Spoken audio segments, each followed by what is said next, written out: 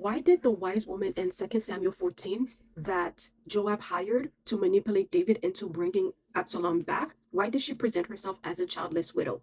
So she goes to David claiming to be a widow who had two sons, and one of the sons in a field killed the other.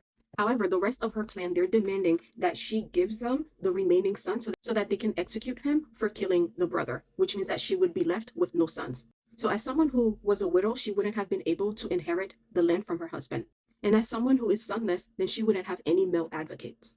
And also keep in mind that land stayed within the male line. So she would have lost land and she would have lost her home.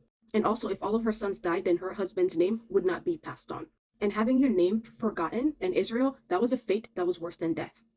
So she presented herself as if she would have been a childless widow to David because she knew that David would have had compassion for her.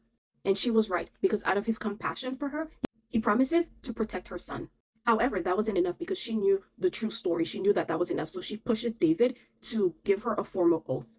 So she made him swear, which was legally binding, that she would protect her son. And that's when she felt comfortable enough to tell him that the son that she's referring to was actually Absalom. So she's saying to David, if you have the power to protect my son, to give me an oath that you would protect my son, why do you not have that same power to bring Absalom back to Jerusalem? She said something. She said, we must all die. We are like water spilled on the ground, which cannot be gathered up again.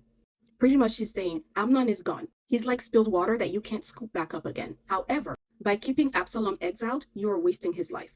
And that's when David realized that Joab was behind this, and he granted permission for Absalom to return. And for 2 years after Absalom's return, David did not want anything to do with Absalom, which added to Absalom resenting David even more.